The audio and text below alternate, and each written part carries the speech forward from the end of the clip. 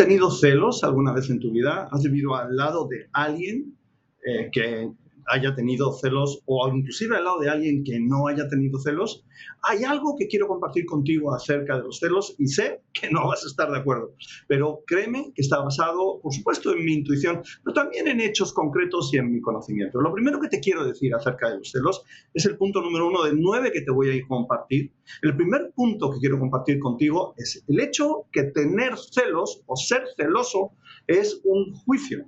Y como todo juicio, está sujeto a la interpretación. ¿A qué llamamos una persona celosa? Aquella persona que simplemente no le gusta que no le hayas llamado en un tiempo determinado, o a esa persona obsesiva que quiere que le llames, a esa pareja obsesiva que quiere que le llames cada 5 minutos para demostrarte que está haciendo lo que te dice que está haciendo. No hay una medida, pero desde luego hay interpretaciones que pueden o no caer en lo que es la molestia. Pero lo primero que tenemos que entender es que hay que ser cuidadosos con la expresión ser celoso. Punto número 2. En todo caso, ser celoso no es negativo, no es malo. Hay que distinguir, y eso veremos en el punto número 3, entre sentimiento y conducta. Pero el punto importante es que ser celoso no es negativo. De hecho, es una estrategia que se utiliza en los primeros momentos de la seducción. Es decir, quiero darte a entender que soy escaso, que soy un bien escaso, apreciado por otras personas, lo cual aumenta mi valor relativo ante ti. Y es un proceso de seducción bastante natural y bastante humano. Pero esto quiere decir que el celo, el sentimiento del celo es humano. ¿Tiene que ver con la posesión? Sí, ya sé que en un mundo ideal nosotros no poseemos a la otra persona, pero somos humanos. En ese sentido, tenemos que entender que el sentimiento del celo no necesariamente tiene que ser tratado como algo negativo o como una enfermedad. El punto número 3 de los celos ya te lo he mencionado y tiene que ver con que lo utilizamos como una estrategia en el proceso de la seducción. Pero aquí hay que distinguir entre una estrategia temporal, circunstancial, basada fundamentalmente en un juego de niños o en un patrón. Porque ten en cuenta que tenemos que entender que la conducta, el comportamiento es más fuerte que las palabras.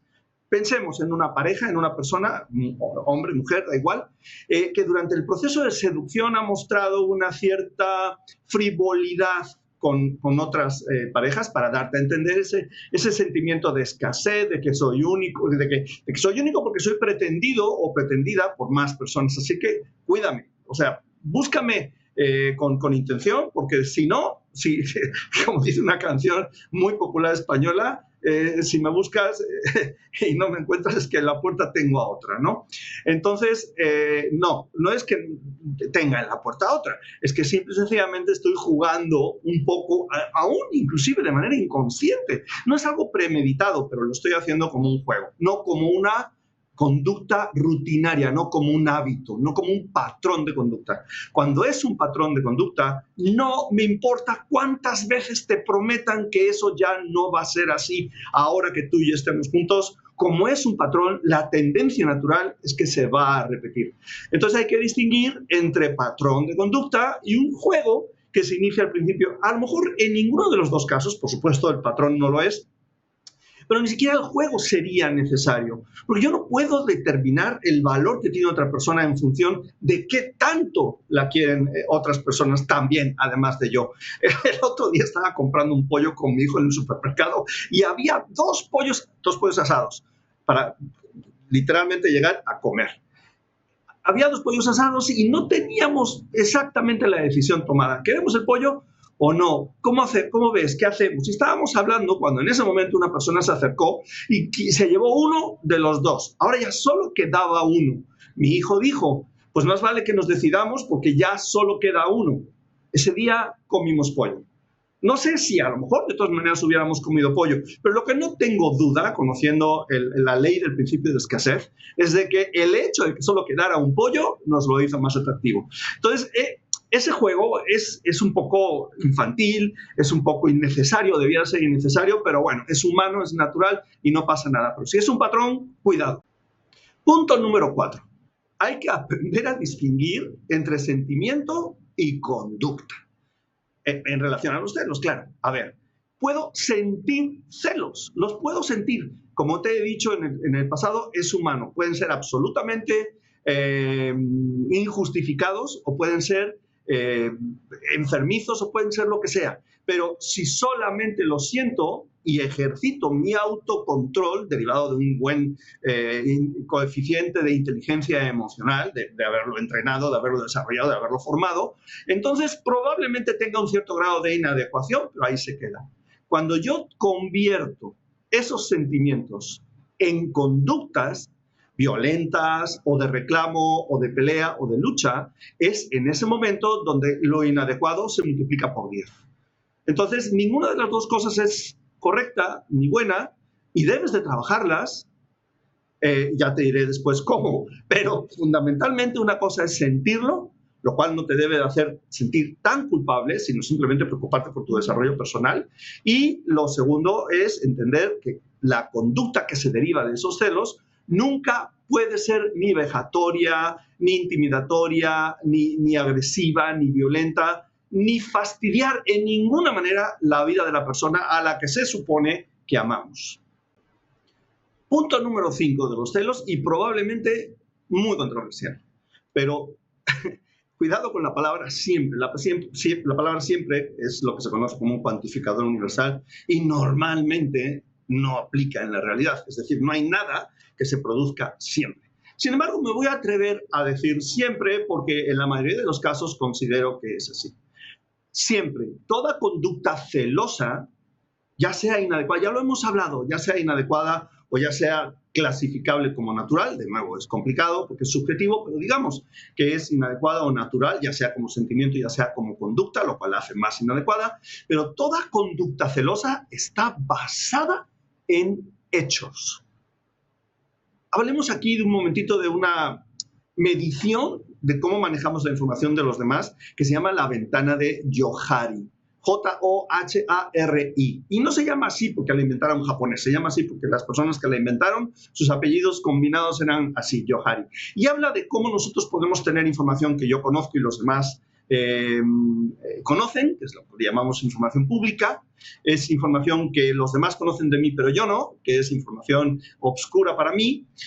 Tenemos lo que yo conozco, pero lo que los demás no conocen de mí, que es información privada. Y tenemos lo que ni yo conozco de mí, ni los demás conocen de mí, que es la información que está en ese momento desconocida o perdida. Entonces, ¿qué ocurre? Que muchas personas tienen, por ejemplo, una ventana de información que ellos conocen de sí mismos y que los demás también, pública muy grande, lo cual pues, te hace, hombre, susceptible o te hace sensible a lo que los demás quieren, si hay alguien malintencionado, quiere hacer de ti. Por lo tanto, la prudencia en cuanto a lo que compartes con los demás siempre es importante. Pero hay otras personas, sin meterme ahí en explicar la ventana de Johari, que es preciosa y que tiene un montón de aristas con las que podemos trabajar. Hay otras personas que tienen una parte de sí mismas que conocen bien o que creen conocer bien, pero que la mantienen oculta hacia los demás. Es decir, que no quiero que los demás lo conozcan. En lo más mínimo, la cuido. Y a lo mejor es demasiado grande. Y eso me hace, dado que mi parte oculta es muy grande, me hace mantener relaciones con los demás a un nivel de superficialidad en el que no voy a poder intimar ni llegar a nada absolutamente concreto, porque hay partes de mi vida que no vas a conocer y la intimidad te las daría a conocer. Por lo tanto, ahí queda el asunto. Entonces, cuando una persona tiene una ventana oculta, cuando una persona tiene una ventana privada en donde hay cosas que intencionalmente no está dando a conocer, bueno, pues puede tener un cierto sentido de naturalidad, puede tener un cierto sentido de la lógica y cosas de las que nos avergonzamos, pero a lo mejor hay otras cosas que no las contamos porque simple y sencillamente sé que son malas, pero no las quiero compartir y tampoco las quiero dejar de hacer. Entonces las mantengo en mi ventana oculta. Detrás de cada conducta celosa, ya sea sobreexcedida, ya sea inadecuada, ya sea lo que tú quieras, hay opacidad y falta de transparencia. Puede ser intencional o puede ser no intencional, pero la hay. Y de todas maneras, la conducta celosa, de nuevo, no está justificada. Cuidado, ni como sentimiento y mucho menos como conducta, pero la hay. La persona celosa ha sufrido una experiencia de falta de opacidad, de falta de transparencia, de algo que no te quiero contar, de algo que quiero ocultar. Y entonces eso genera en ti una sensación de falta de confianza, que de nuevo no se puede traducir jamás en ninguna conducta que dañe a la otra persona. Cuidado, pero tiene un justificante. Todos los celos tienen un justificante. Ya sé lo que me vas a decir. No todos. A veces hay personas absolutamente irracionales que sienten celos hasta porque te vieron respirar. Está bien, puede ser, pero en la mayoría de las ocasiones siempre hay una conducta no transparente, opaca o de intencionalidad de ocultarla, lo que provoca el ataque de celos. Punto número 6 de los celos. Distinguir entre un patrón, algo que se presenta con mucha frecuencia, y algo que sucede circunstancialmente, pero que no es un patrón. A esto lo llamo yo la dana sentimental. Una dana, recuerda, que es un proceso mediante el cual cae una tormenta inusitada, una cantidad de agua muy superior a la que tradicionalmente venía cayendo. ¿Qué ocurre cuando tú traes una rutina de conducta con una persona en donde la parte oculta, digamos la parte privada, de ambos es relativamente pequeña, no digo que inexistente, pero es relativamente pequeña, y así se lleva durante unos cuantos años, varios años, los que sea. Y sorprendente y repentinamente, en una circunstancia concreta, de repente esa persona se vuelve opaca y transparente, y poco transparente. Se vuelve opaca, es decir, empieza a comportarse como si hay algo que no pudiera compartir contigo. Tú no estás preparado para manejar esa situación porque tienes un patrón de conducta, tienes una rutina de conducta. Como por ejemplo una ciudad. Una ciudad recibe una cantidad de agua todos los días en una cierta época del año, que es la época de las lluvias, y de repente cae una cantidad triple, cuádruple, quíntuple, 10 veces la que cae tradicionalmente. Bueno, normalmente esa ciudad no va a estar preparada para tanta agua. Y eso es exactamente lo que ocurre con las personas que viven una conducta, un patrón, y entonces ese patrón de repente se rompe y se convierte en algo inusitado, en una dana sentimental. El tratamiento de la dana sentimental es mucho más complejo de lo que podemos hablar en esta relación, pero es importante aprender a distinguirlo. Sí, y ya sé lo que estás pensando. Puede ser absolutamente inocente y puede estar totalmente carente de ninguna sospecha, pero si nos atenemos a las rutinas y sabemos que en conducta humana las rutinas son más poderosas que las palabras, cuando existe una dana sentimental, sí es un momento de análisis muy profundo, porque es un evento, es un suceso que no era esperado y que es importante analizarlo. Si hay un momento de circunstancia oculta, de circunstancia demasiado privada cuando no es normal y no es natural, sí puedes autorizarte a encender las alarmas.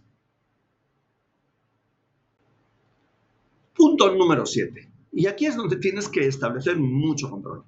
Porque cuando se dan estas circunstancias, ya sea en una dana sentimental o en un proceso rutinario de desconfianza, con el que hemos vivido muchos años, ¿no? Donde, te vuelvo a repetir, el celo está fundamentado en actos concretos de opacidad, ya sea cualquiera de las dos circunstancias, es importante distinguir entre la circunstancia, el hecho, que es la conducta opaca, la información sesgada o la información dada parcialmente, y lo que nosotros llegamos a elucubrar en nuestra mente. Es verdad que podemos llegar a ver cosas extremadamente diferentes a las que en realidad están pasando, y para esto es importante tener una alta dosis de inteligencia emocional y controlar lo que tu cerebro está desarrollando. Pero de nuevo, somos humanos. De nuevo, tenemos que distinguir entre sentimiento y conducta. Por más que elabores en tu mente circunstancias que a lo mejor ni siquiera están ocurriendo, que crees unos escenarios absolutamente fantasiosos que no corresponden con la realidad, recuerda que sí están fundamentados en una situación de opacidad, lo cual no justifica que crees ese tipo de escenarios.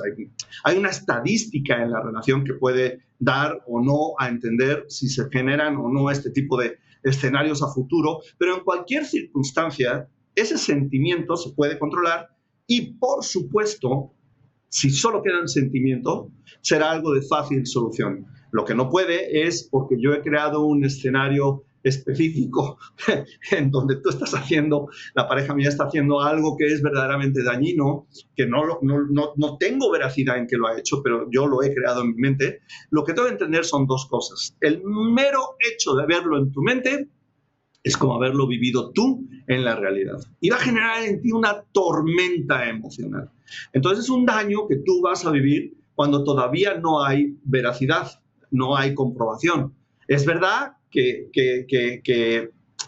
en todos los aspectos, no me refiero solamente sentimental, también a lo mejor de seguridad, a lo mejor la persona que tú esperabas que te llamara para decirte, oye, ya estoy bien, estoy seguro o segura, no lo ha hecho y entonces tú empiezas a pensar que le han hecho algo malo a esa persona. No tiene nada que ver con que está siéndote infiel o cosas por el estilo. De cualquier forma, son muestras de una conducta, en cierto modo, posesiva. Una la podemos dar como más aceptable, que es el hecho de que yo sienta que tú tienes inseguridad, y la otra la podemos dar como menos aceptable en el sentido de que ¿por qué tengo yo que pensar que me estás siendo infiel, ¿no? Si no ha habido elementos en el pasado. Pero en cualquier caso, en cualquiera de los dos casos, recuerda que puede ser que tengas razón y puede ser que no la tengas.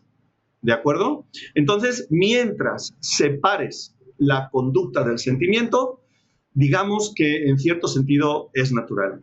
Y sobre todo en una dana sentimental. En una dana sentimental o en una dana de seguridad, porque también puede haber una dana de seguridad.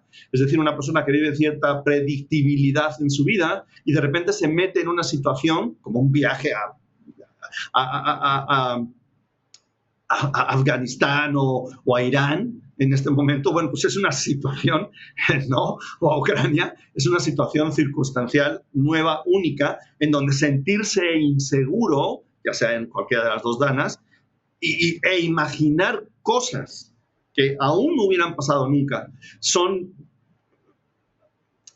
o sea, puede ser que ocurran, puede ser que no, tiene más naturalidad, ¿no?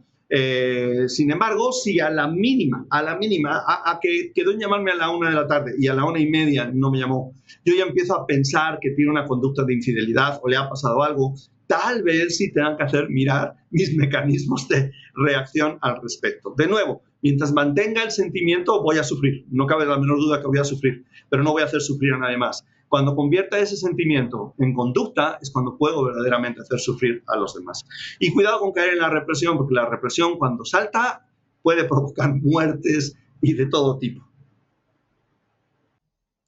Por cierto, al proceso de crear esa historia en base a la ocultación de información o información que no poseemos, se le llama alucinación. Y es inevitable en la experiencia humana. Tendemos a sustituir los elementos faltantes por elementos que nosotros creamos. Los necesitamos. Necesitamos esa historia. Ya si lo llenas con una historia negativa o una historia positiva, ya es una situación más bien de tipo personal, de inducción particular. Pero de que vas a llenar el hueco, lo vas a llenar. Es inevitable. Evidentemente, si tiendes a pensar negativamente o a llenar los huecos de la información que tienes de manera negativa, quizá tengas que hacértelo mirar un poco, porque evidentemente no todo lo que pueda ocurrir tiene que ser necesariamente negativo, pero está en nuestra biología, está en nuestra capacidad de reaccionar como humanos ante las eventualidades de la vida. Pienso en algo verdaderamente negativo que puede pasar porque me estoy preparando para superarlo. Es parte de la resiliencia. Es verdad que si yo me lo tomo como una verdad absoluta y ya no, de ahí en adelante ya no puedo partir sobre ninguna naturaleza o ninguna situación que sea cambiante, entonces a lo mejor el problema es de otra índole. Pero alucinar es humano. Y la mejor forma de eliminar la alucinación es de que la persona que genera el hueco de información, que se vuelve opaca o que deja de ser transparente, por el motivo que sea, resuelva ese problema. La mejor manera de ocultarla o de eliminar la alucinación es no tener información no presente, no tener ocultación, que todo sea transparente y claro. Y entonces ya no hay nada que alucinar.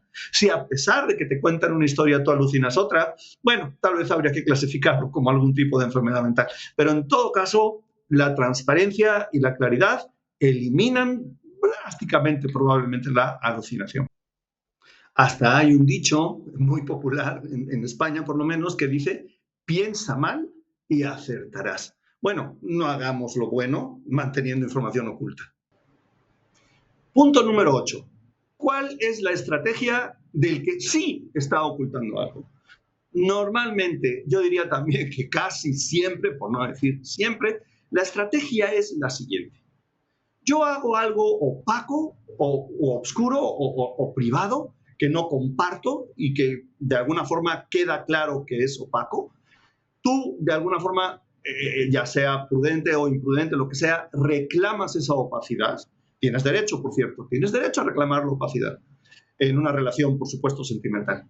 Y la otra persona, en lugar de tranquilizarte o decirte: no, ¿cómo crees? No, mira, esto pasó por esto, por lo otro, se molesta, se enoja, extiende sobre ti la crítica, la duda me ofende, ¿cómo es posible que hayas pensado de mí esto y tal y cual? Y terminas tú pidiendo perdón por la conducta opaca o oculta o poco transparente de la otra persona.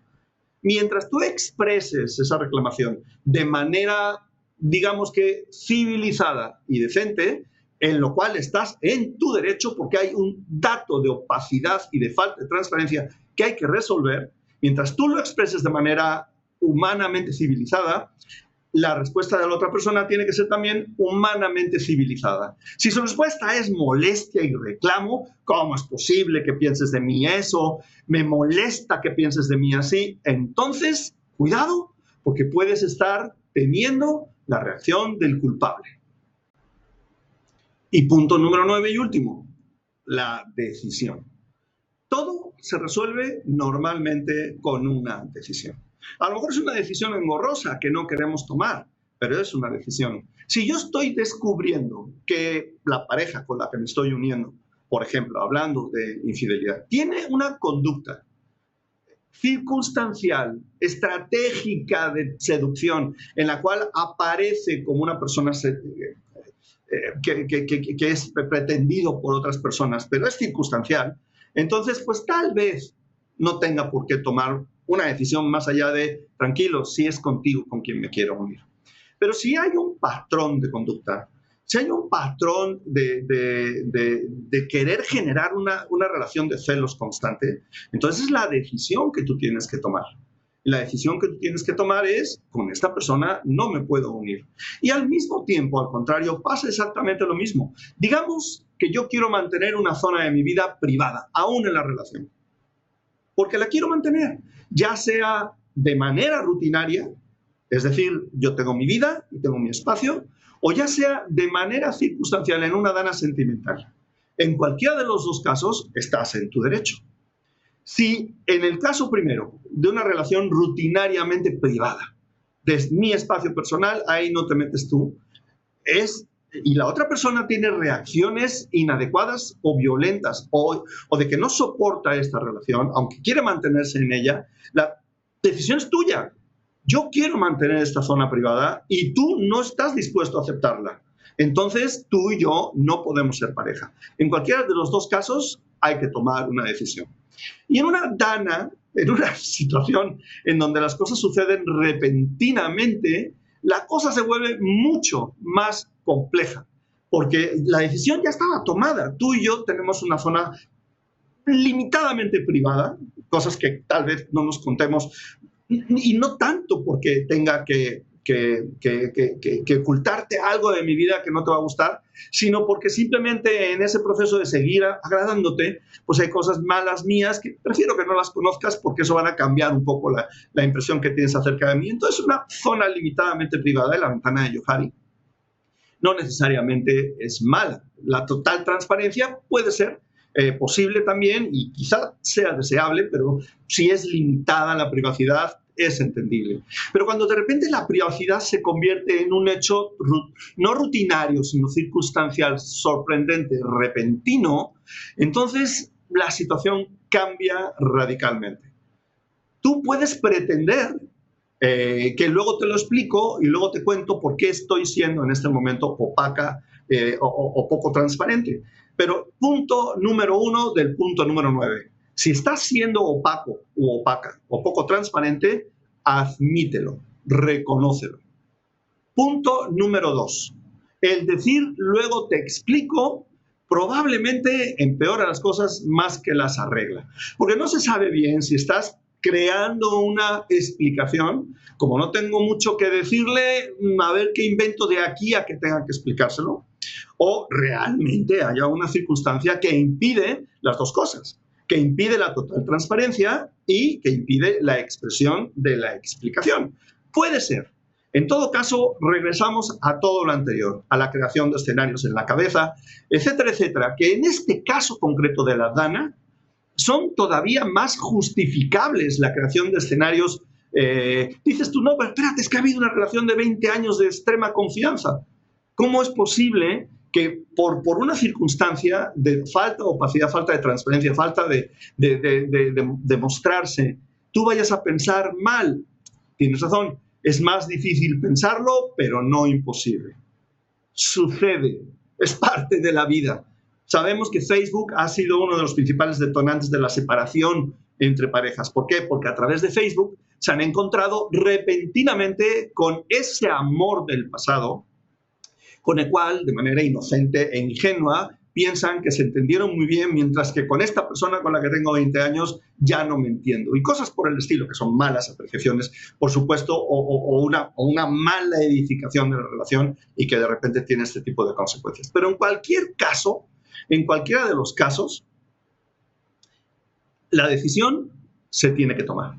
Si es una circunstancia en donde verdaderamente la parte oculta o privada no tiene justificación, se tiene que tomar una decisión, ya sea perdonar o ya sea no perdonar. O ya sea perdonar y dejarlo, porque no puedo vivir con ello, aunque es complicado decir que eso es perdón. Pero, o si la explicación es extremadamente congruente, entonces pues aquí no ha pasado nada. Primero paz y después gloria, ¿no? Pero en cualquier caso, el enojo, ¿cómo es posible que me hayas dicho esto y que hayas pensado así de mí cuando durante 20 años? El enojo es un síntoma de culpa. No quiero decir que todas las personas que se enojan son necesariamente culpables, pero es un síntoma. Como conclusión, tener celos es humano, es natural. Hay que separar la conducta del sentimiento. En ninguno de los casos, ni el sentimiento ni la conducta son adecuados. Uno es mucho más inadecuado que el otro, la conducta, por supuesto. El sentimiento de celos es algo que tienes que trabajar, que tiene que ver con tu sentido de la autoestima, de que te sientes bien cuando los demás te muestran aprecio, cuando en realidad tienes que aprender a sentirte bien en cualquier circunstancia. Pero vamos a desmitificar los celos y la posesión como algo absolutamente negativo, porque todos estamos en el juego.